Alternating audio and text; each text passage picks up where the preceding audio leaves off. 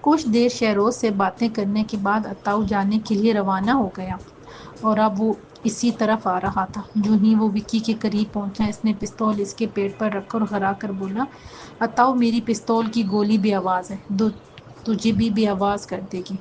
تم کون ہو اور اس جگہ کیا کر رہے ہو؟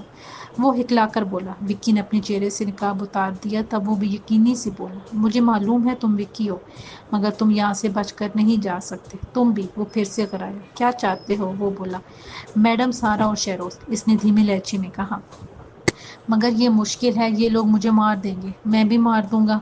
تم لوگوں نے اکبر کو مار ڈالا ہے، میں رحم نہیں کروں گا۔ اس کے شفاف لہجے سے اتاؤ کو جھرجھری سی آ گئی۔ وہ بولا، میری سارا سے بات ہو چکی ہے، میں اسی کا ساتھ دے رہا ہوں۔ کیوں؟ کیونکہ اس نے مجھے اپنے ساتھ لے جانے کا وعدہ کیا ہے۔ مگر میں کیسے مان لوں؟ اس کے لہجے میں تشکیل نمایاں تھی۔ نہ مانو مگر یہ سچ ہے، وہ تحمل کے ساتھ بولا۔ تم ہمارے ساتھ کیوں جانا چاہتے ہو؟ کیونکہ میں اکتا گیا ہوں۔ نہیں، یقین تو سارا سے پوچھ لینا۔ وکی سوچ میں پڑ گیا۔ اسے اتاؤ کی باتوں سے سچ کی بو آ رہی تھی، مگر وہ اس پر اتنی جلدی بھروسہ نہیں کر سکتا تھا۔ تاہم یقین کرنے کے سوا کوئی چارہ بھی نہیں تھا۔ بلا شبہ وہ سچ کہہ رہا تھا، کیونکہ درندہ بھی یکسانیت سے اکتا جاتا ہے، سو وہ بھی اکتا گیا تھا، ایک ہی طرح کے شب و روز، قتل و غارت اور مسلسل بھاگ دوڑ سے۔ کچھ دیر بعد پھر سے شور و غل برپا ہو گیا۔ اسی لمحے اتاؤ نے ایک جھٹکے سے خود کو چھڑوایا اور بھاگ گیا۔ یہ لوگ کرموں کو پکڑ کر لائے تھے۔ وہ جلدی سے ان میں شامل ہو گیا، جبکہ وکی ایک جھاڑی کی اونٹ میں چھپ کر بیٹھا رہا۔ کچھ دیر بعد وہ کرموں کو بھی پنجرے میں ڈال کر روانہ ہو گئے۔ نہ جانے کیوں وہ اسی جگہ پر بیٹھا اتاؤ کا انتظار کرتا رہا۔ میرا خیال ہے تمہیں مجھ پر یقین آ گیا ہوگا۔ اچانک اسے اپنے عقب سے اتاؤ کی آواز سنائی دی۔ تو یہ سب تم نے مجھے یقین دلانے کے لیے کیا؟ وکی نے سرگوشی کی۔ ہاں، ورنہ میں انہیں بتا بھی سکتا تھا۔ ٹھیک ہے، پھر بھی میں تم پر گہری نظر رکھوں گا، اس نے کہا۔ میں تمہیں پہرے داروں میں چھوڑ آتا ہوں، اتاؤ بولا۔ وہ مجھ پر شک نہیں کریں گے اور یہی سمجھیں گے کہ سارنگ نے کوئی نیا بندہ رکھا ہے۔ کل شہروز اور کرموں کو پھانسی دی جائے گی، تب تک ہم کوئی تدبیر سوچ لیں گے۔ ٹھیک ہے، مگر فی الوقت میڈم سارا یا کسی سے بھی میرے ذکر مت کرنا۔ نہیں کروں گا، بس اپنا وعدہ یاد رکھنا، وہ بولا۔ کون سا وعدہ؟ وکی مستفسر ہوا۔ مجھے ساتھ لے جانے کا۔ میں سارنگ سے تنگ آ چکا ہوں، وہ بولا۔ میں کسی طریقے سے پھانسی کا پھندا بدل دوں گا، اس سے جلتی موت واقع نہیں ہوتی۔ بس کرموں اور شہروز کو سمجھا دینا کہ جو ہی انہیں لٹکایا جائے مر جائیں۔ مر جائیں؟ وکی حیرت سے بولا۔ مطلب یوں لگے جیسے مر چکے ہیں۔ ٹھیک ہے، تم ہمارے ساتھ جاؤ گے، یہ میرا وعدہ ہے۔ وہ مطمئن ہو کر حرکت میں آ گیا اور وکی کو پہرے داروں کے ساتھ کھڑا کر دیا اور انہیں ضروری ہدایت دے کر چلا گیا۔ وکی کرموں کے پنجرے کے ساتھ پہرے پر مامور تھا۔ کیسے ہو کرم الہی؟ وکی نے آہستگی سے کہا اور وہ چونک کر رہ گیا۔ اپنے دھیان میں رہو اور میری بات سنو، اس نے کہا اور اتاؤ کی ساری بات اسے سمجھا دی۔ کرموں سمجھ گیا، مگر اس نے کوئی جواب نہیں دیا۔ اس نے اپنی آنکھیں بند کر لی تھیں۔ اب وکی شہروز سے بات کرنا چاہ رہا تھا، مگر اسے اس رات تو کیا اگلی شام تک بھی اس سے بات کرنے کا موقع نہیں ملا۔ اس دوران سارنگ سزا پر عمل درآمد کرنے کے لیے پہنچ گیا تھا۔ میں نے پھانسی والا پھندا اور بندہ دونوں بدلوا دیے ہیں، مالک سے کہہ کر، موقع ملتے ہی اتاؤ نے وکی کو بتایا۔ مالک سے؟ کوئی سوال مت کرو، بس وقت پر پھانسی گھاٹ پر پہنچ جانا، ان دونوں کو پھانسی تم دو گے۔ اتاؤ نے سرگوشی کی اور وہ فوراً اس کی بات کی تہہ تک پہنچ گیا۔ اس کے کچھ کہنے سے قبل وہ جا چکا تھا۔ بالآخر پھانسی کا وقت قریب آ گیا اور سب سے پہلے کرموں کی گردن میں پھندا ڈال کر وکی نے اسے اپنے ہاتھ سے لٹکا دیا۔ وہ فوراً ہی جھول گیا، اس کی آنکھیں اگل کر باہر آ گئی تھیں۔ اس نے تیزی سے اس کی گردن سے پھندا نکالا اور نیچے پھینک دیا۔ اب شہروز کی باری تھی اور اب اس کا دل بری طرح دھڑک رہا تھا، تاہم وہ کچھ نہیں کر پا رہا تھا۔ اس نے پاس کھڑے اتاؤ کی آنکھوں میں دیکھا۔ اس نے آنکھوں ہی آنکھوں میں اسے مطمئن رہنے کا اشارہ کیا، مگر وہ مطمئن نہیں ہو پایا اور سارنگ کے حکم پر نیم بے ہوش شہروز کی گردن میں پھندا ڈال دیا۔ اسی لمحے دایاں ماں اور سارا قیامت پر سزا ملتوی ہو گئی تھی۔ کچھ دیر بعد مجمع چھٹ گیا اور دایاں ماں شہروز کو لے کر قبیلے چلی گئی۔ اب بتاؤ کیا کرنا ہے؟ اتاؤ اس کے پاس آ کر بولا۔ تم نے سن تو لیا، کل جرگہ بیٹھے گا، وکی نے کہا۔ جرگے میں اگر شہروز کی بندوق پیش کر دی گئی تو پھر یہ سزا باغی بھی نہیں روک پائے گا۔ اب یہ باغی کون ہے؟ اسے چھوڑو، بعد میں بتاؤں گا۔ پھر اچانک اس نے بلند آواز میں کہا، اوئے، اس غدار کی لاش اٹھاؤ اور ادھر کھائی میں پھینکاؤ، یہ سارنگ کا حکم ہے۔ وکی نے دیر نہیں کی، جلدی سے کرموں کو کاندھے پر لادا اور کھائی کی طرف بڑھنے لگا۔ میں ٹھیک ہوں، مجھے اتار دو، کچھ دور جا کر کرموں بولا۔ وکی نے اسے اتار دیا۔ اس دوران اتاؤ ایک برتن میں پانی اور کچھ کھانے کی چیزیں لے آیا۔ کرمو شکر کرو بچ گئے، وہ یہ کھاؤ پیو اور ہمارے دوبارہ آنے تک یہیں چھپے رہنا۔ عطاؤ اس کی طرف پانی اور کھانے کی چیزیں بڑھاتے ہوئے بولا، عطاؤ مجھے معلوم تھا کہ تم اچھے انسان ہو اور ایک دن ان تاریک راستوں سے لوٹ آؤ گے۔ کرمو بولا، ٹھیک ہے، زیادہ وقت نہیں ہے، اپنا خیال رکھنا، ہم رات میں آئیں گے، اس نے جلدی سے کہا اور وکی کا ہاتھ پکڑ کر بھاگنے لگا۔ عطاؤ ہم نے کسی بھی طریقے سے وہ رائفل غائب کرنی ہے اور شہروز کو بھی نکالنا ہے۔ کچھ آگے جا کر وکی نے رکتے ہوئے کہا، میں سارنگ کے خیمے میں نہیں جا سکتا، وہ بہت خطرناک آدمی ہے۔ عطاؤ بولا، مگر میں جاؤں گا، تم؟ ہاں، بس تم مجھے اس کا اور دایاں ماں کا خیمہ دکھا دینا۔ ٹھیک ہے، اور سارا کو یہیں چھوڑ جائیں گے، ہم کہیں نہیں جائیں گے اس کے بغیر۔ وکی بولا، اس سے وہ لوگ کچھ نہیں کہیں گے ابھی، کیونکہ وہ اسے خود لائے ہیں، زیادہ خطرہ شہروز کو ہے۔ ٹھیک ہے، وہ قائل ہوتے ہوئے بولا۔ اس دوران شام کے سائے پھیلنے لگے تھے۔ کچھ دیر بعد لاہے عمل ترتیب دے کر عطاؤ چلا گیا اور وکی گہری رات ہونے کا انتظار کرنے لگا۔ بالآخر شب کے گہرے اندھیرے نے ہر منظر نگاہوں سے اوجھل کر دیا۔ منصوبے کے مطابق عطاؤ نے دور سے ہی وکی کو سارنگ کا خیمہ دکھا دیا تھا۔ اس کے اندازے کے مطابق رات کے 12 بجے ہوں گے جب وہ سارنگ کے خیمے کے عین سامنے پہنچ گیا۔ اس نے پہرے داروں کی وردی پہن رکھی تھی، چنانچہ اسے کسی نے شک کی نظر سے نہیں دیکھا۔ وہ ایک طرف بندوق پکڑ کر کھڑا ہو گیا تھا۔ یہ انتہائی سنسنی خیز اور اعصاب شکن لمحے تھے، کسی بھی وقت کچھ بھی ہو سکتا تھا۔ وہ مستعد انداز میں ایک خیمے کی آڑ میں کھڑا رہا۔ اچانک اسے سارنگ خیمے سے نکلتا ہوا دکھائی دیا۔ وہ آہستگی سے قدرے نشیبی جگہ پر اتر رہا تھا۔ وکی نے اس کے ہاتھ میں مٹی کا لوٹا نما برتن دیکھ لیا تھا۔ وہ سمجھ گیا کہ وہ رفع حاجت کے تحت نکلا ہے۔ پھر اس نے دیر نہیں کی اور اس کی نظروں سے اوجھل ہوتے ہی جلدی سے اس کے خیمے کی طرف بڑھا۔ خیمے سے کچھ فاصلے پر کھڑے پہرے دار نے اسے سرسری طور پر دیکھا اور اپنے دھیان میں مگن ہو گیا۔ اس کے پاس زیادہ سے زیادہ 5 منٹ تھے۔ وہ خیمے میں داخل ہوا اور سیدھا اس کے بستر کی جانب چلا گیا۔ اسے عطاؤ نے بتایا تھا کہ رائفل اس کے بستر کے گدے کے نیچے رکھی ہوئی ہے۔ اس نے ایک لمحہ ضائع کیے بغیر رائفل اٹھائی اور بکل میں چھپا کر فوراً وہاں سے نکل گیا۔ اب اس کا رخ دایاں ماں کے خیمے کی جانب تھا، جو سارنگ کے خیمے سے کافی فاصلے پر تھا۔ وہ مطمئن انداز میں چلتا ہوا اس کے سامنے پہنچ گیا۔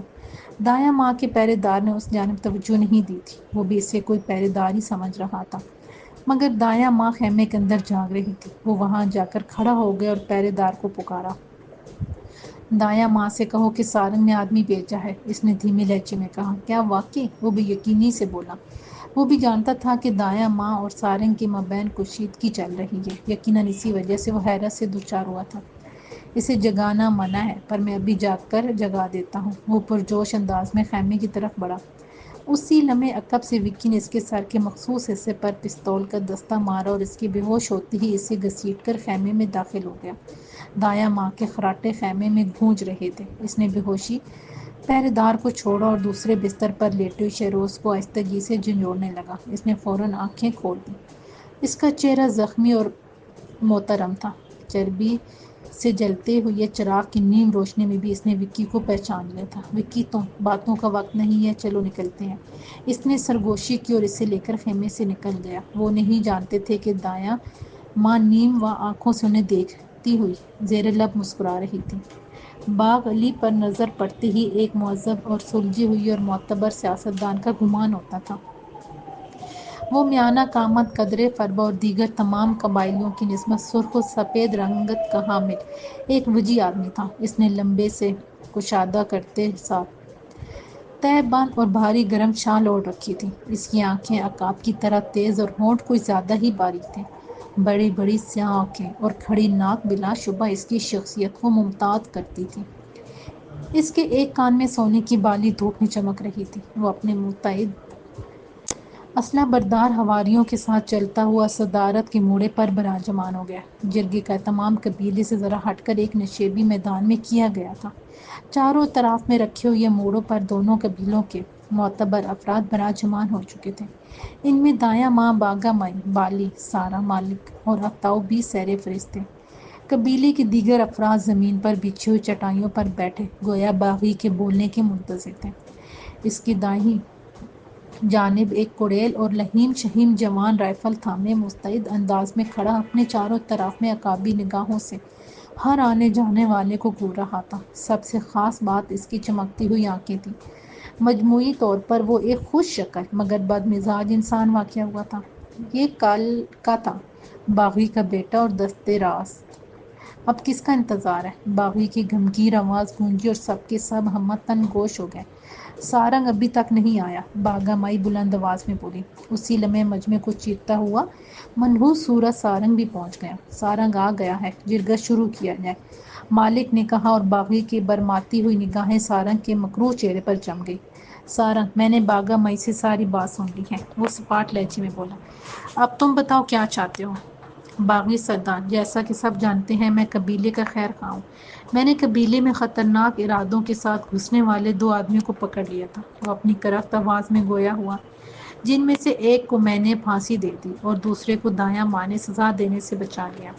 ٹھیک ہے، اب دایاں ماں اپنا موقف بیان کرے گی۔ اس نے دایاں ماں کی جانب دیکھتی ہوئی نرمی سے کہا، باغی تم جانتے ہو میں 117 سال سے اس قبیلے کی حفاظت کر رہی ہوں۔ وہ اپنی مخصوص نشست سے اٹھتے ہوئے بولی، میں نے ہمیشہ قبیلے کا اچھا ہی سوچا ہے، مگر پچھلے کچھ سالوں سے سارنگ نے من مانی شروع کر دی ہے، اور کل تو اس نے حد ہی کر دی، ایک بے گناہ آدمی کو پھانسی دے دی، جبکہ دوسرے کو میں نے بمشکل بچایا۔ یہ جھوٹ ہے، وہ بے گناہ نہیں تھے، سارنگ نے مداخلت کرتے ہوئے کہا۔ خاموش، جب دایاں ماں نے کہہ دیا کہ وہ بے گناہ تھے تو اس میں شک کی کوئی گنجائش نہیں رہتی، باغی نے گرج کر کہا، اور سارنگ سہم کر خاموش ہو گیا۔ اس نے میرے علم کو جھوٹا ثابت کرنے کی کوشش کی ہے، بے شک یہ میرا بیٹا ہے، مگر میں اسے اپنا بیٹا ماننے سے انکار کرتی ہوں، دایاں ماں نے کہا، اور اپنے نشست پر براجمان ہو گئی۔ سارنگ کے ساتھ ساتھ قبیلے کے دیگر افراد بھی بے یقینی میں مبتلا تھے۔ باگا مئی، دایاں ماں اب اس قبیلے میں نہیں رہنا چاہتی، تم کیا چاہتی ہو؟ وہ اس سے مخاطب ہوا۔ ایسا نہیں ہو سکتا، میں دایاں ماں کو کسی صورت کہیں نہیں جانے دوں گی، وہ کھڑی ہو کر باروب لہجے میں بولی، مگر ایک نیام میں 2 تلواریں نہیں رہ سکتی، باغی نے کہا۔ چنانچہ دایاں ماں اور سارنگ بھی ایک جگہ پر نہیں رہ سکتے۔ اس بار کوئی کچھ نہیں بولا، سب بھاری بھاری ایک دوسرے کو دیکھ رہے تھے۔ کیا کوئی کچھ نہیں بولے گا؟ وہ دھاڑا۔ باغی سردار، یہ فیصلہ سارنگ پر چھوڑتے ہیں، مالک آہستگی سے بولا۔ تو پھر مجھے یہاں کس لیے بلایا ہے؟ اس نے برہمی سے کہا۔ میں دایاں ماں سے معافی مانگ لیتا ہوں، اچانک سارنگ بولا۔ یہ میری ماں ہے، مجھے معاف کر دے گی، جرگے میں کوئی رشتہ نہیں ہوتا سارنگ، پھر بھی اگر دایاں ماں تمہیں معاف کر دیتی ہے تو ہمیں کوئی اعتراض نہیں۔ ٹھیک ہے، میں اسے معاف کرتی ہوں۔ دایاں ماں دوبارہ کھڑی ہو گئی، مگر پھر بھی میں یہاں سے چلی جاؤں گی، یہ میرا آخری فیصلہ ہے۔ ایسا نہیں ہو سکتا، قبیلے کے تمام افراد با یک زبان شور مچانے لگے۔ تو پھر ٹھیک ہے، قبیلے کے سپاہیوں سے بھی رائے لے لیجیے، سارنگ نے طرف کا پتہ پھینکا۔ یہ چال چل رہا ہے باغی، دایاں ماں چیخ نما آواز میں بولی، اگر یہ خود کو بے گناہ ثابت کر سکتا ہے تو پھر میں بھی کچھ سوچوں گی۔ میں نے سنا ہے تم نے پکڑے جانے والے آدمیوں سے اسلحہ بھی برآمد کیا تھا، کہاں ہے وہ؟ باغی اس سے مخاطب ہوا۔ ایک خطرناک بندوق پکڑی تھی میں نے اس لڑکے سے، مگر وہ رات کو چوری ہو گئی، اس نے بتایا، اور کالکا کا کہکا نکل گیا۔ اس کی دیکھا دیکھی سب مسکرانے لگے تھے۔ خاموش، یہ کیا تماشا ہے؟ باغی گھر آ کر بولا، تم ایک بندوق کی حفاظت نہیں کر پائے، قبیلے کی کیا کرو گے؟ اور وہ لڑکا بھی بھاگ گیا ہے، دایاں ماں نے گویا انکشاف کیا، اور باغی ایک جھٹکے سے اٹھ کر کھڑا ہو گیا۔ باگا مئی، یہ کیا سن رہا ہوں میں؟ یہ سچ ہے باغی، اس نے دھیمے لہجے میں کہا۔ تو پھر ٹھیک ہے، سارنگ کو اس قبیلے سے جانا ہوگا، اس نے ملزم کو مجرم ثابت ہونے سے پہلے ہی سزا دی، بندوق اور قیدی کی حفاظت بھی نہیں کر سکا، اس کی یہی سزا بنتی ہے، وہ فیصلہ کن لہجے میں بولا۔ میں یہ فیصلہ قبول نہیں کر سکتا، سارنگ ایک دم چلا کر بولا۔ تم اپنی حد سے بڑھتے ہوئے جرگی کی توہین کر رہے ہو، کالکا گرج کر بولا، میں ابھی اور اسی وقت تمہیں گولی مار دوں گا، اس نے فوراً رائفل تان لی تھی۔ تم چپ رہو کالکا، باغی بولا، اس کے جرموں میں ایک جرم جرگی کی توہین بھی شامل ہو گیا ہے، اب سزا نئے سرے سے سنائی جائے گی۔ باغی سردار، تو پھر اس کا ایک جرم بھی میں بھی بتاتی ہوں، اچانک سارا اس کے سامنے آتی ہوئی بولی۔ دایاں ماں تڑپ کر اسے دیکھنے لگی تھی، اس کی آنکھوں میں اس کی وعدہ خلافی کی شکایت در آئی تھی۔ یہ لڑکی کون ہے؟ باغی مستفسر ہوا، جبکہ کالکا کی نگاہ اس پر جم کر رہ گئی تھی۔ یہ میری ہونے والی بیوی ہے باغی سردار، مالک فوراً بولا۔ میں کسی کی ہونے والی بیوی نہیں ہوں، سارا تحمل سے بولی، کرموں کی ناحق قتل کے ساتھ وہ معاہدہ بھی ختم ہو گیا، اس کی تائید دایاں ماں بھی کر سکتی ہے۔ لڑکی ٹھیک کہہ رہی ہے، دایاں ماں نے برملا کہہ دیا، اس پر بعد میں بات کریں گے، تم یہ بتاؤ کہ سارنگ کا وہ کون سا جرم ہے جو جرگے سے خفیہ رکھا گیا ہے؟ باغی اٹھ کر اس کے قریب پہنچ گیا، اور دایاں ماں ترہم امیز نگاہوں سے سارنگ کو دیکھنے لگی۔ اس کے خیال میں سارا اب پر اسرار آئینے والا واقعہ سنانے والی تھی۔ اس نے نہ صرف کرموں کو پھانسی دی بلکہ ان لوگوں کے ساتھ آنے والے ایک آدمی اکبر کو بھی قتل کر دیا تھا، سارا نے کہا، اور دایاں ماں ایک گہری سانس خارج کرتے ہوئے واپس اپنی جگہ پر بیٹھ گئی، تاہم اس کے چہرے پر تعصب اور حیرت کے تاثرات واضح تھے۔ یہی صورتحال مالک اور باغا مائی کی بھی تھی۔ کیا تم یہ بات ثابت کر سکتی ہو؟ باغی نے استفسار کیا۔ بالکل، میرے پاس چشمدید گواہ موجود ہیں، اس نے اتاؤ کی جانب اشارہ کرتے ہوئے کہا۔ سارنگ کے بدنما چہرے پر ایک رنگ سا آ کر گزر گیا۔ یہ ٹھیک کہہ رہی ہے، اکبر کو سارنگ نے گولی ماری تھی، اتاؤ نے برملا کہہ دیا۔ دایاں ماں کے بے گناہ قرار دیے گئے لوگوں میں سے 2 کو قتل اور تیسرے کو قتل کرنے کی سارنگ کی کوشش ثابت ہو چکی ہے، باغی نے حتمی فیصلہ سناتے ہوئے کہا، لہٰذا اسے اب قبیلہ بدر نہیں کیا جا سکتا بلکہ پھانسی کی سزا سنائی جاتی ہے۔ یہ فیصلہ نہیں، ایک دھماکہ تھا جس سے شور و غل برپا ہو گیا۔ دیکھتے ہی دیکھتے متعدد سپاہی رائفلیں تان کر سارنگ کے ارد گرد جمع ہو کر شور مچانے لگے۔ ہم سارنگ کو سزائے موت نہیں ہونے دیں گے۔ مالک اور باغا مائی اس مخدوش صورتحال سے انتہائی پریشان بلکہ خوفزدہ نظر آنے لگے تھے۔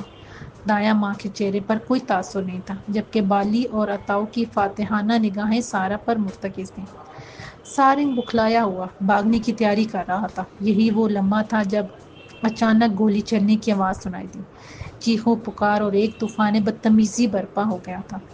برق رفتاری سے آتی ہوئی گولی باغی سردار کی پیشانی میں اتر کر سر کے عقبی حصے سے نکل گئی تھی، پھر جس کا منہ جدھر کو آیا بھاگتا چلا گیا۔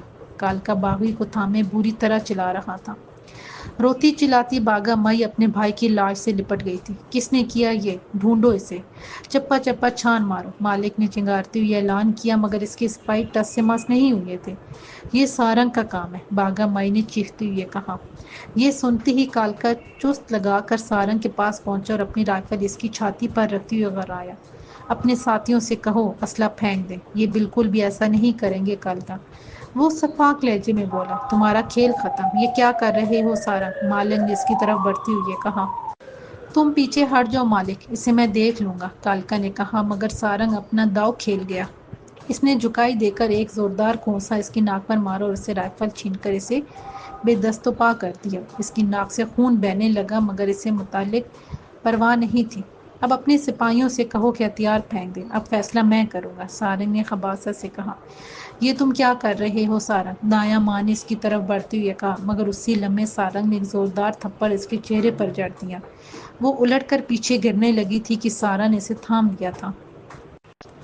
چند ہی لمحوں میں منظر بدل چکا تھا۔ اب مالک، دایاں ماں، باغا مائی، سارا اور قبیلے کے تمام لوگ سارنگ کے آدمیوں کی گن پوائنٹ پر تھے۔ تو اب وقت ہے درست فیصلوں کا، وہ باغی کی لاش کو حقارت سے دیکھتے ہوئے بولا۔ سب سے پہلے اتاؤ کو سزا سنائی نہیں بلکہ ابھی اور اسی وقت دی جائے گی۔ میں اب کسی سے نہیں ڈرتا، موت سے بھی نہیں۔ اتاؤ اس کے سامنے آ کر کھڑا ہو گیا۔ میں تمہیں کتے کی موت ماروں گا سارنگ، کالکا پھنکار کر بولا۔ تم چپ رہو، تمہاری باری بھی آئے گی، تمہارے سپاہی باغی کے ساتھ تمہاری لاش بھی لے کر جائیں گے۔ باغا مائی پھٹی پھٹی آنکھوں سے باغی کی لاش کو گھور رہی تھی جس سے لپٹا ہوا کالکا دھاڑیں مار کر رو رہا تھا۔ سارنگ اب اسی فن صدارت پر براجمان تھا جہاں کچھ دیر قبل بیٹھ کر باغی فیصلہ سنا رہا تھا۔ کچھ ہی دیر میں اتاؤ کو اس کے روبرو پیش کر دیا گیا۔ تم اپنی سزا خود تجویز کرو گے غدار، وہ نفرت امیز لہجے میں بولا۔ تم بھی اسی شہری لڑکی کے ساتھ مل گئے ہو۔ وہ اپنے حواریوں کے بل بوتے پر اتر رہا تھا۔ سارنگ، تمہارے یہ 10-12 سپاہی ہم 2 قبیلوں کا کچھ نہیں بگاڑ سکتے، اتاؤ بلند آواز میں بولا۔ صرف یہی 10-12 آدمی ہیں نا تمہارے؟ سارا اس کی حرکت و سکنات کو غور سے دیکھ رہی تھی، من اس کی ذہن میں کندھا سا پکا۔ اتاؤ یہ بات سارنگ سے نہیں کہہ رہا تھا، وہ تو جیسے اس کے آدمیوں کی تعداد کی نشاندہی کر کے گویا اعلان کر رہا تھا۔ وہ اس کی متلاشی آنکھیں بلا ارادہ خیموں کی جانب اٹھ رہی تھیں۔ سارا نے اس کی نگاہوں کی حد کا تعاقب کیا اور پھر اس کے سر پر گویا حیرت کا پہاڑ ٹوٹ پڑا۔ دور ایک خیمے کی آڑ میں اسے سنائپر گن تھامے شہروز نظر آ گیا، جو رائفل کا رخ اسی جانب کیے کھڑا تھا جہاں سارنگ کے حواری اس کے ارد گرد گھیرے ڈالا کھڑے تھے۔ اسے بے ضرر اور سادہ مزاج اتاؤ کی چالاکی پر حیرت ہونے لگی تھی۔ جب یہ جینا ہی نہیں چاہتا تو اسے ختم کر دو، اچانک سارنگ نے اپنے پاس کھڑے ایک سپاہی سے کہا۔ سپاہی نے فوراً ایک تیز دار خنجر نکال کر عطاؤ کی گردن پر رکھ دیا۔ اسی لمحے خیمے کی آڑ سے شہروز نے اس کے سر کا نشانہ لیا اور گولی داغ دی۔ عطاؤ کی گردن پر خنجر چلانے سے پہلے ہی اسے ایک جھٹکا لگا اور دوسرے ہی لمحے اس کی پیشانی میں سرخ شگاف بنتا چلا گیا۔ وہ ایک دم نیچے گرا اور فوراً ساکت ہو گیا۔ پھر یکے بعد دیگرے اس کے 2 اور ساتھی بھی ایسی ہی عبرتناک موت کا شکار ہوئے۔ صورتحال انتہائی حیران کن مگر دلچسپ ہو چکی تھی۔ یہ کیا ہو رہا ہے؟ سارنگ چنگھار کر بولا۔ کالکا، مالک، دایاں ماں، باگا مائی اور بالی بھی ورطۂ حیرت میں مبتلا تھے کہ آخر یہ ہو کیا رہا تھا۔ کوئی بھی کچھ بھی سمجھنے سے قاصر تھا۔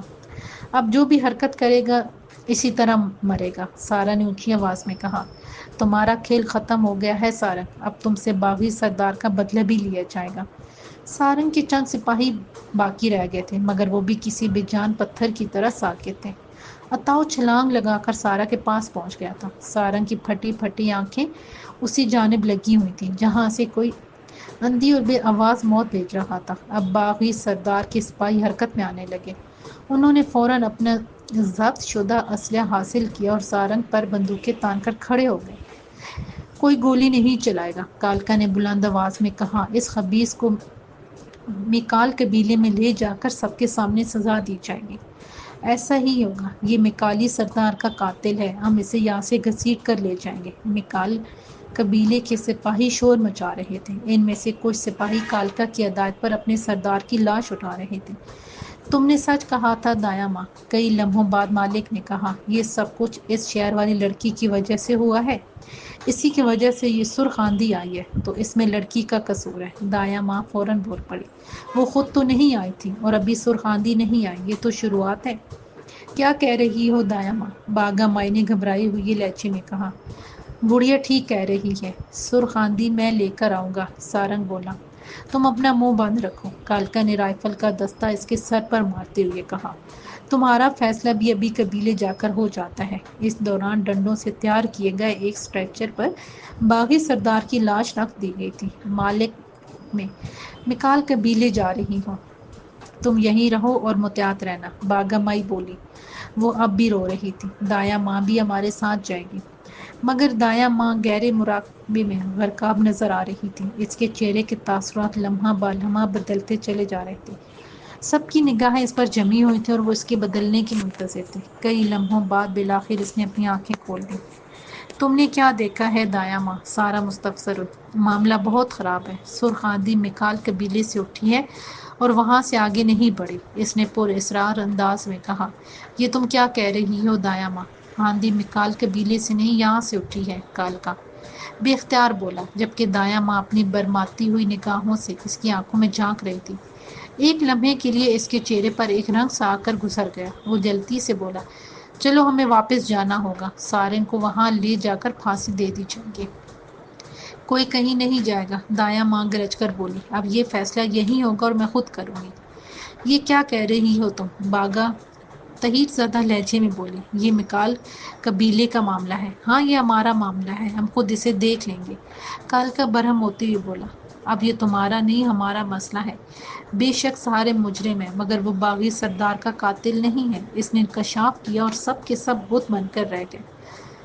تو تم اس طرح اپنے بیٹے کو بچانا چاہتی ہو، کالکا بولا۔ اب سارنگ بھی اپنی پر اصرار ماں کو پر امید نگاہوں سے دیکھنے لگا تھا۔ مگر میں یہ نہیں ہونے دوں گا، میرے باپ کا قاتل آج ہی اپنے انجام تک پہنچے گا۔ تم جانتے بھی ہو کالکا کہ تم کیا کہہ رہی ہو؟ مالک کو طیش آ گیا۔ دایاں ماں کا فیصلہ ہی آخری ہوتا ہے، مگر اس بار اس کے بیٹے کی زندگی کا معاملہ ہے، اس نے موقف پیش کیا۔ اگر دایاں ماں نے کہہ دیا ہے تو سارنگ اس قتل میں ملوث نہیں ہو سکتا، باگا مائی نے فیصلہ کن لہجے میں کہا۔ تو پھر قاتل کون ہے؟ سارا نے استفسار کیا۔ بھلے قاتل سارنگ نہیں ہے مگر وہ اس قتل سے متعلق باخبر ضرور تھا، بالی پہلی مرتبہ مداخلت کرتی ہوئی بولی۔ تم ایسا کیسے کہہ سکتی ہو؟ باگا اس سے گھورنے لگی۔ میں اور بھی بہت کچھ جانتی ہوں، فی الوقت جو بات ہے میں وہ کروں، مالک بولا۔ بالی ٹھیک کہہ رہی ہے مالک، دایاں ماں نے کہا۔ سارنگ نے قتل کیا نہ کروایا، مگر وہ کسی حد تک اس قاتلانہ حملے سے باخبر ضرور تھا۔ تو پھر ٹھیک ہے، فیصلہ اور سزا میکال قبیلے میں سنائی جائے گی، کالکا پھر سے بولا۔ اس کے سپاہی باغی سردار کی لاش لے کر روانہ ہو چکے تھے۔ ایسا کچھ نہیں ہوگا، دایاں ماں کو طیش آ گیا۔ قاتل کالکا ہے باگا مائی، دایاں ماں نے کہا، پھر سپاہیوں سے مخاطب ہوئی، باغی سردار کو یہیں دفن کیا جائے گا، اس کی لاش واپس لے آؤ۔ یہ کیا کہہ رہی ہو دایاں؟ میں نے جو دیکھا ہے وہ کہہ دیا ہے کالکا، وہ اس کی بات کاٹتے ہوئے بولی۔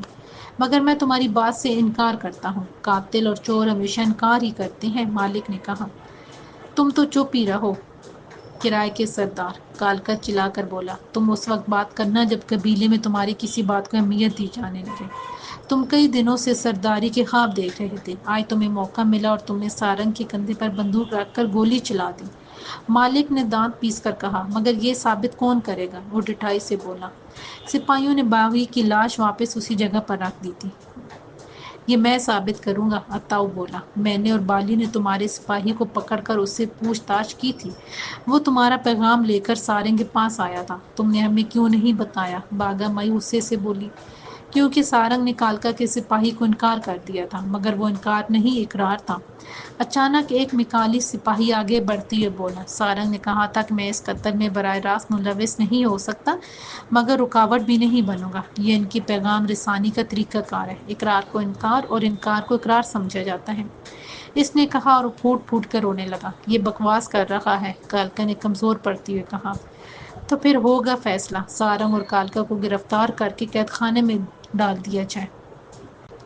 باغی سردار کی تدفین کے بعد ان کی سزا پر عمل درآمد ہوگا، مالک نے گویا فیصلہ سنایا۔ بندوقیں تانے سپاہی سارنگ اور کالکا کو حراست میں لے رہے تھے اور سارنگ کی نگاہیں بار بار اسی جانب اٹھ رہی تھیں جدھر سے شیروز نے فائرنگ کر کے بازی پلٹ دی تھی اور اب پھر سے غائب ہو چکا تھا۔ اب بتاؤ سارنگ کے آدمیوں پر فائرنگ کس نے کی؟ باگا مائی سارا سے مستفسر ہوئی۔ اسی لڑکے نے جو میرے خیمے سے فرار ہو گیا تھا، دایاں ماں نے کہا۔ مگر تم نے تو کہا تھا کہ اسے تم نے محفوظ جگہ پر منتقل کر دیا ہے، مالک نے جرا کی۔ ہاں تو اس کے لیے ہی تو وہی جگہ محفوظ ہے نا۔ دایاں ماں کی اس بات پر سارا نے اپنی ہنسی بمشکل روکی تھی۔ ٹھیک ہے، اسے بلاؤ، ہم اسے اپنے مہمان بنائیں گے، باگا مائی نے کہا۔ ابھی تو وہ نظر نہیں آ رہا، سارا بولی، جب تک سارنگ نہ چاہے کھیل ختم نہیں ہوتا۔ اچانک سارنگ غرایا اور اپنے سامنے کھڑے ہوئے آدمی سے پستول چھین کر دایاں ماں پر جپٹ پڑا، دوسرے ہی لمحے وہ اس کے قبضے میں تھی۔ اب وہی ہوگا جو میں چاہوں گا۔ کھیل کا پانسا ایک بار پھر پلٹ گیا تھا، کالکا اور اس کے سپاہیوں نے بھی اندھا دھند دوڑ لگا دی اور کچھ ہی دیر میں نظروں سے اوجھل ہو گئے، جبکہ سارنگ دایاں ماں کو دھکیلتا ہوا پیچھے ہٹ رہا تھا۔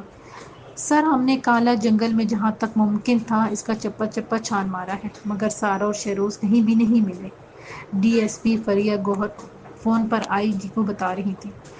یہ اچھی صورتحال نہیں ہے، تمہارا کیا خیال ہے؟ وہ نرمی سے مستفسر ہوئی۔ سر، میرا خیال ہے کہ وہ مر چکے ہوں گے، اس جنگل کو موت کا جنگل کہا جاتا ہے، اس سے آگے خطرناک قبائل پائے جاتے ہیں، اگر کوئی جنگل سے بچ جاتا ہے تو اسے قبائلی مار دیتے ہیں، اس نے بتایا۔ یہ قبائلی کون لوگ ہیں؟ سر، یہ جرائم پیشہ لوگ ہیں، پولیس نے ان کی جانب متعدد بار جانے کی کوشش کی مگر راستے خطرناک اور مسدود ہیں، اور اگر وہاں پہنچ جائیں تو بہت زیادہ قتل و غارت کا اندیشہ ہوتا ہے، اس نے بتایا۔ میں جانتا ہوں، وہ لوگ وہاں صدیوں سے رہ رہے ہیں، قبائلی نظام میں ویسی بھی دخل اندازی سے پہلے بہت زیادہ کام کرنا پڑتا ہے، میں تو صرف سارا اور شیروز کی وجہ سے پوچھ رہا تھا۔ سر، ایک بات پوچھ سکتی ہوں؟ اس نے جھجکتے ہوئے کہا۔ ہاں پوچھئے، وہ نرمی سے بولا۔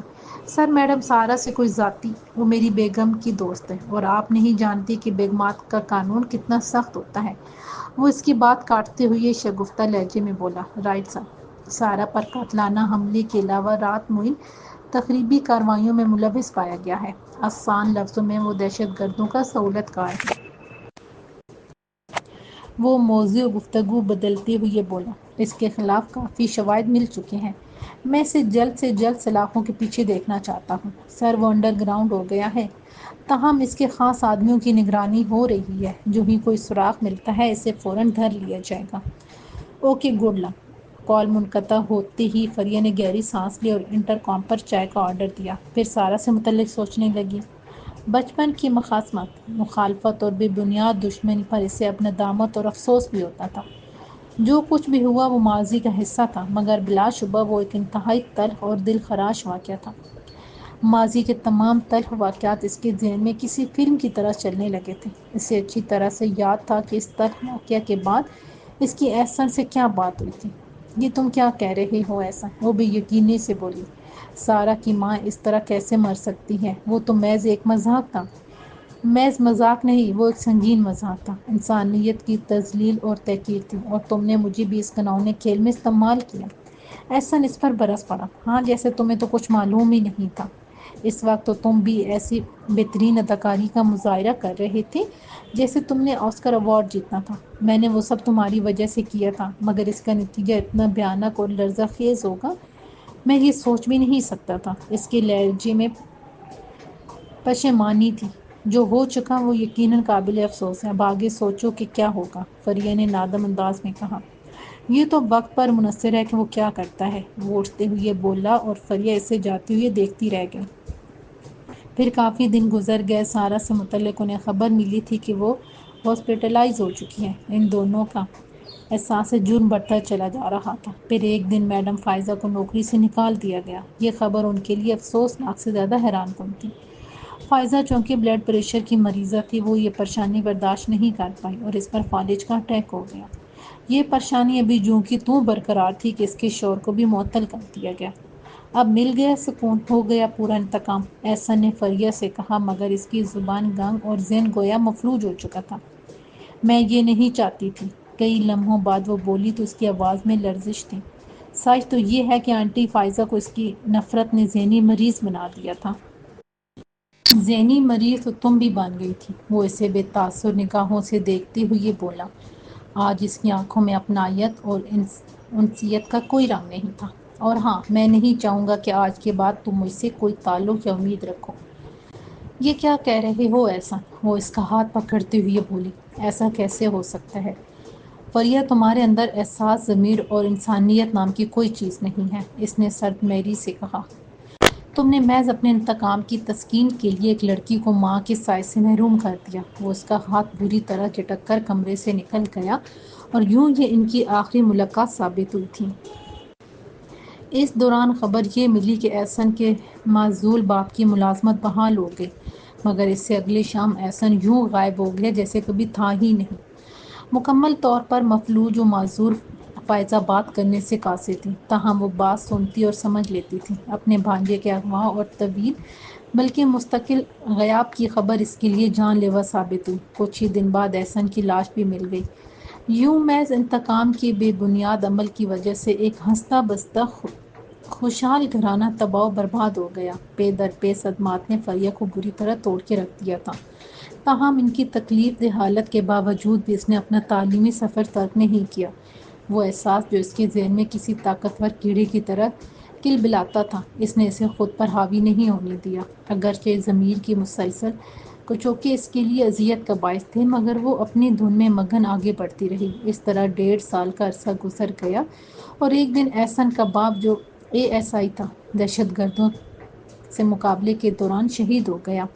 مرنے سے پہلے اس نے نامی گرامی اور خطرناک دہشت گردوں کے سرغنہ کا خاتمہ کر دیا تھا، جس کے بدلے میں اسے انعام اور تمغہ جرأت کے ساتھ ساتھ اس کے گھر کے ایک فرد کو پولیس میں ملازمت کی پیشکش بھی کی گئی تھی۔ اب چونکہ اس کے گھرانے میں فریہ اور احسن کی والدہ کے سوا کوئی باقی نہیں رہا تھا، تو وہ تعلیم یافتہ، قد و قامت اور قابلیت کے لحاظ سے انتہائی موزوں تھی۔ چنانچہ اسے پولیس میں بھرتی کر لیا گیا۔ اس کے اندر یوں بھی کئی مہینوں سے ایک لاوا پک رہا تھا۔ وہ کسی نادیدہ چیز سے انتقام لینا چاہتی تھی، کسی نہ کسی پر اپنے غصے کا پہاڑ گرانا چاہتی تھی۔ چنانچہ پولیس کارروائیوں میں بے جگری سے حصہ لینے لگی۔ اس نے متعدد دشمن عناصر، گینگسٹر اور دہشت گردوں کے صفحہ ہستی سے مٹا دیا۔ حکومت نے اس کی بہادری اور بے جگری کو مدنظر رکھتے ہوئے اسے DSP کے عہدے پر فائز کر دیا، مگر ذہنی طور پر وہ مطمئن نہیں تھی۔ سارا سے زیادتی کی خلش اس کو چین سے سونے بھی نہیں دیتی تھی۔ پھر جب اسے معلوم ہوا کہ سارا اب پہلے والی بزدل، ہکلاتی ہوئی کمزور سی لڑکی نہیں رہی، تو اس کا ضمیر اسے اور بھی ملامت کرنے لگا۔ آج اگر وہ جرائم کی دنیا میں دہشت کی علامت ہے، تو اس کی وجہ سے صرف اور صرف تم ہو فریہ۔ اس کے اندر کسی نے چیخ کر کہا، اور اسے جھرجھری سی آ گئی۔ میں مانتی ہوں، بالکل ایسا ہی ہے۔ اس نے بے چوں چرا اپنی ضمیر کی عدالت میں اعتراف جرم کر لیا۔ وہ سارا سے ملنا اور بات کرنا چاہتی تھی، مگر واقعات کا تسلسل اس قدر زیادہ تھا کہ اسے موقع ہی نہیں ملا، یا پھر اس کی ہمت ہی نہیں پڑتی تھی۔ میڈم وہ مجرم نہیں، ایک سماجی کارکن اور نرم کو شخصیت ہے۔ ایک دن اس کے استفسار پر اس کے ماتحت افسر نے بتایا مگر اس کا طریقہ کار غلط ہے، وہ شروع سے ہی ایسی تھی۔ وہ بڑبڑاتے ہوئے بولی، آپ جانتی ہیں اسے؟ ماتحت نے استفسار کیا۔ میں اور وہ ایک دوسرے کو بہت اچھی طرح جانتی ہیں، وہ افسردگی سے بولی، مگر میں نے اسے سمجھنے میں دیر کر دی۔ وہ تا دیر ماضی کی بھول بھولیوں میں بھٹکتی رہی۔ احساس جرم کا چھوٹا سا پودا اب ایک تناور درخت بن گیا تھا۔ اب اس کے پاس صرف ایک ہی رشتہ باقی رہ گیا تھا، اور وہ تھی احسن کی گم سم اور چپ چاپ ماں۔ اس نے کبھی اس سے احسن کی کمی محسوس نہیں ہونے دی تھی، مگر جن ماؤں کے لختے جگر چھن جاتے ہیں ان کی کمی کبھی بھی پوری نہیں ہوتی۔ میڈم چائے، ایک اہلکار نے اس کے سامنے میز پر چائے رکھتے ہوئے کہا، اور وہ اچانک چونک کر ماضی کے خیالوں سے واپس آ گئی۔ اسے احساس بھی نہیں ہوا تھا کہ اس کی آنکھوں سے آنسو بہہ رہے ہیں۔ اس نے ٹیشو پیپر سے اپنی آنکھوں کو صاف کیا اور چائے پینے لگی۔ اسی لمحے انسپکٹر مقبول اندر داخل ہوتے ہوئے بولا، میڈم کالے جنگل سے ہمارے مخبر نے خبر دی ہے کہ بدنام زمانہ ڈاکو وکی کے ساتھی جنگل میں دیکھے گئے ہیں، وہ یقیناً شہر کی جانب آ رہے ہیں۔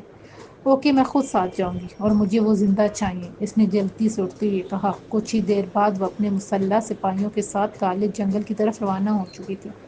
ڈرائیونگ سیٹ پر براجمان شوکت کانسٹیبل بری طرح الجھا ہوا تھا۔ اسے لاڈو کی زبانی ان کے آنے کی خبر مل چکی تھی، مگر اس نے یہ سوچا بھی نہیں تھا کہ یہ خبر فریہ گور تک بھی پہنچ جائے گی۔ وہ جانتا تھا کہ وکی نہیں آ رہا، تاہم کاشی اور قاسم کے لیے بھی وہ بہت فکر مند تھا۔ وہ پیاری کے ساتھ کئی گھنٹوں سے مسلسل پیادہ سفر میں تھے۔ نازک اور دبلی پتلی پیاری کو اب قدرے قرار آ گیا تھا۔ صبح دم اپنے باپ کی وجہ سے جو اس کی کیفیت ہو رہی تھی اب اس سے مختلف اور پرسکون تھی۔ نہ جانے وہ کب تک نہ ہموار راستوں پر چلتے رہے۔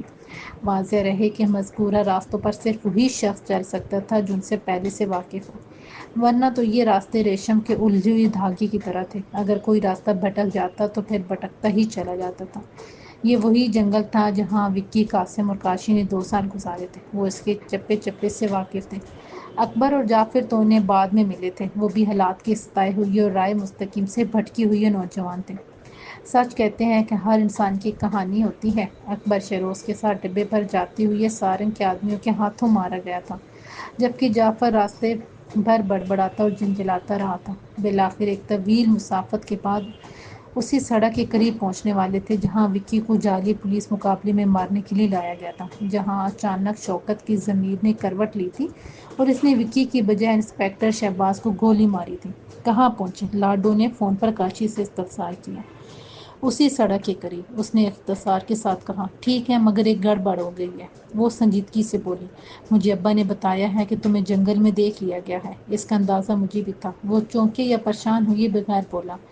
واپس چلے جاؤ، وہ گھبرائی ہوئی تھی۔ لاڈو، ہم نے دونوں طرف سے کشتیاں جلا دی ہیں۔ جب ہم شہر سے جنگل گئے تھے اور اب جب ہم جنگل سے واپس شہر آئے ہیں تو ہمارے پاس کشتیاں نہیں تھیں۔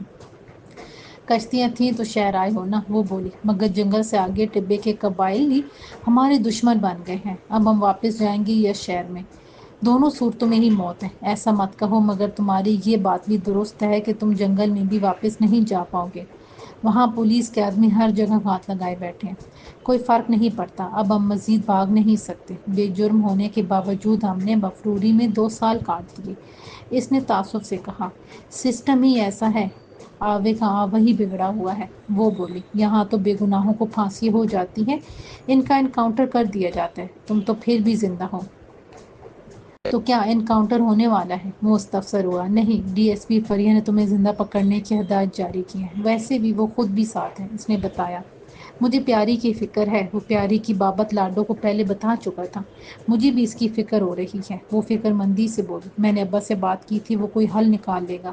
ویسے ڈی ایس پی فریہ ایک بااصول اور ایماندار آفیسر ہیں۔ ہاں، مگر وہ پیاری سے متعلق تو کچھ نہیں جانتی نا۔ کہہ تو تم ٹھیک رہے ہو، وہ بولی۔ بہرحال ہم واپس نہیں جائیں گے، ہم آگے ہی آ رہے ہیں، اس نے کہا اور کال منقطع کر دی۔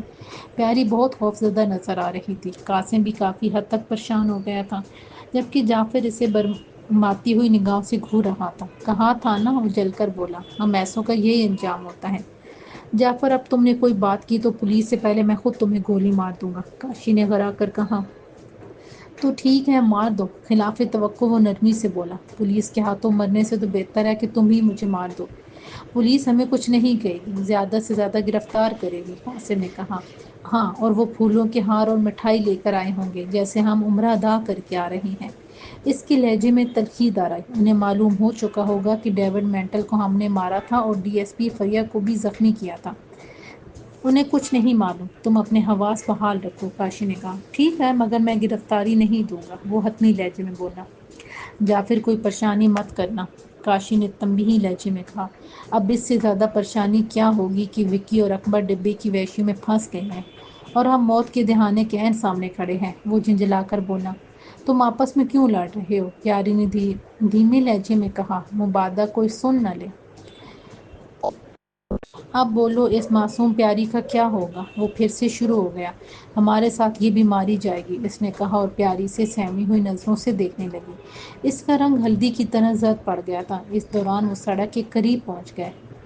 مان فون پر ایک نسوانی آواز گونجنے لگی۔ تم لوگ چاروں طرف سے گھر چکے ہو، میں تمہیں مارنا نہیں چاہتی، جو بھی ہتھیار پھینک کر سامنے آئے گا زندہ رہے گا۔ وہ چاروں ایک دوسرے کی جانب دیکھنے لگے۔ خوف سے کانپتی ہوئی پیاری کاشی کے عقب میں گویا چھپ گئی تھی، جبکہ جعفر رائفل کے دستے پر اپنی گرفت مضبوط کر رہا تھا۔ اب قاسم مستفسر ہوا۔ گھبرانا نہیں اور کوئی غلط حرکت مت کرنا، کاشی سامنے سڑک کی جانب دیکھتی ہوئے بولا۔ یہ دن کے 11 بجے کا وقت تھا، مطلع صاف اور اچھی خاصی دھوپ نکلی ہوئی تھی۔ سڑک پر متعدد مسلح سپاہی ان پر رائفلیں تانے الرٹ کھڑے تھے۔ جیپ کے پاس ایک جوان سال اور خوبرو لڑکی پولیس کی وردی پہنے انہی کی جانب دیکھ رہی تھی۔ بلا شبہ وہ فریا گوہر تھی۔ ہم سرنڈر کر رہے ہیں، کاشی نے اپنی رائفل پھینکتے ہوئے کہا۔ اس کی تقلید میں قاسم نے بھی رائفل پھینک دی تھی۔ ٹھیک ہے، اپنے ہاتھ اوپر کر کے آگے آ جاؤ، کوئی گولی نہیں چلائے گا۔ فریا سپاہیوں سے مخاطب ہوئی، پھر کاشی سے بولی۔ پہلے لڑکی کو میری طرف بھیجو، یہ بہت ڈری ہوئی لگ رہی ہے۔ تم آگے بڑھو پیاری، کاشی نے اسے کہا۔ آگے مت بڑھنا پیاری، جعفر یکدم اپنی رائفل کا رخ اس کی جانب کرتے ہوئے بولا۔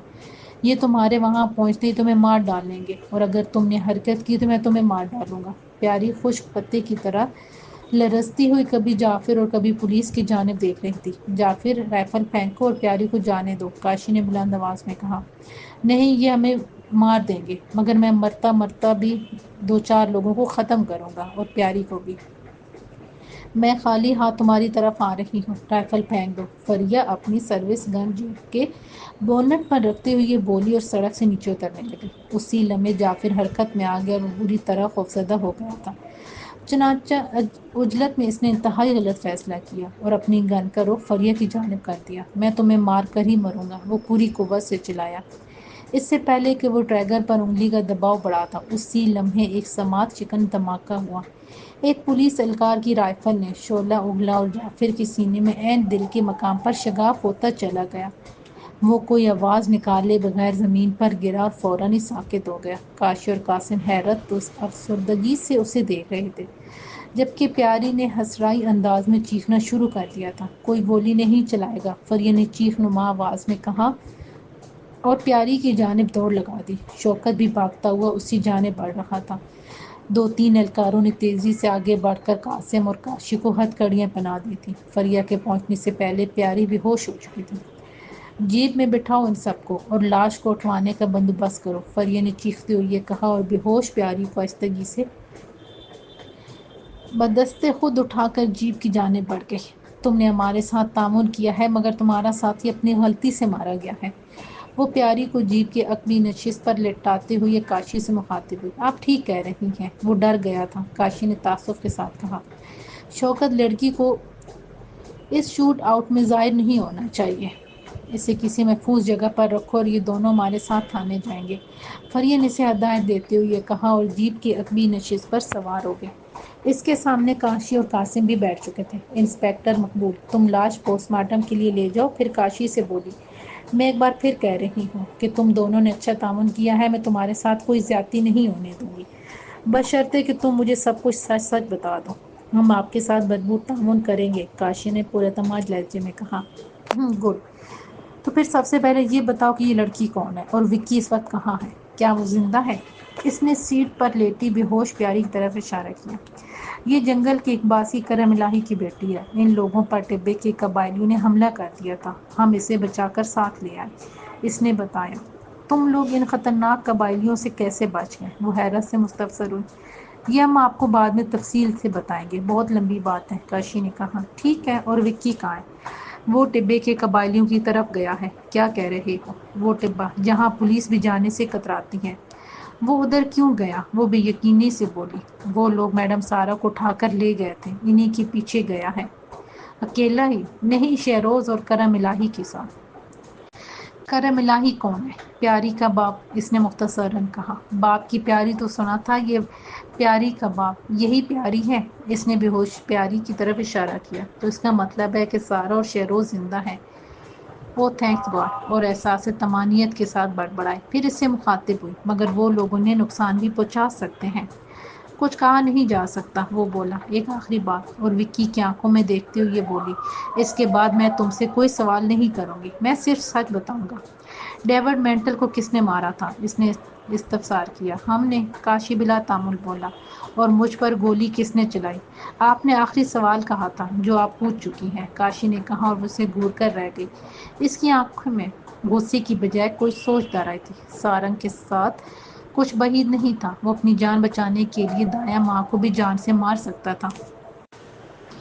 سب کی متجسس اور خوفزدہ نگاہیں اس کے چہرے پر جمی ہوئی تھیں، اور وہ دم بدم پیچھے کی جانب ہٹتا چلا جا رہا تھا۔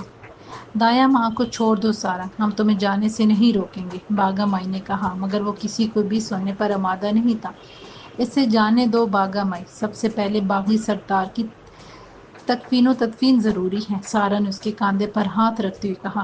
باگا مائی غمزدہ آنکھوں میں ممنونیت لیے اسے دیکھ رہی تھی۔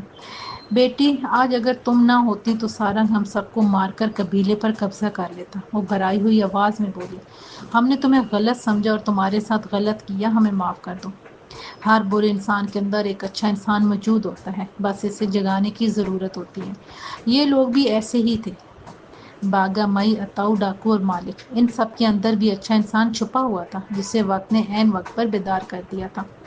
وقت سے پہلے کوئی کسی کو مار نہیں سکتا، اور وقت ختم ہو جائے تو کوئی کسی کو بچا نہیں سکتا، باگا مائی، وہ دھیمے لہجے میں بولی۔ جو ہونا تھا ہو چکا، اب ہمیں سوچنا ہے، یہ ہے کہ آگے کیا کرنا ہے۔ تم ٹھیک کہہ رہی ہو، میں نے اتاؤ کے ذمہ لگا دیا ہے، ہمیں سب سے پہلے باغی سردار کو دفنانا ہوگا، مالک بولا۔ اس دوران اس کے سپاہی باغی کی لاش اٹھا کر لے گئے تھے، سارنگ کے مارے جانے والے سپاہیوں کی لاشیں بھی اٹھا لی گئی تھیں، سارنگ اکیلا ہی دایا ماں کو لے کر فرار ہو گیا تھا۔ وہ سب جرگے کے میدان سے واپس قبیلے میں آ گئے تھے، باگا مائی انتہائی افسردہ اور گہری سوچ میں الجھی ہوئی تھی۔ کم و بیش 3 گھنٹوں بعد وہ لوگ باغی سردار کی آخری رسومات سے فارغ ہوئے، اور اب آئندہ کے احتیاطی تدابیر سے متعلق لاہے عمل ترتیب دیا جا رہا تھا، کیونکہ اب صرف سارنگ سے ہی نہیں، باغی سردار کے باغی بیٹے کالکا سے بھی خطرہ تھا۔ چنانچہ پیرے پر مامور افراد کی تعداد بڑھا دی گئی۔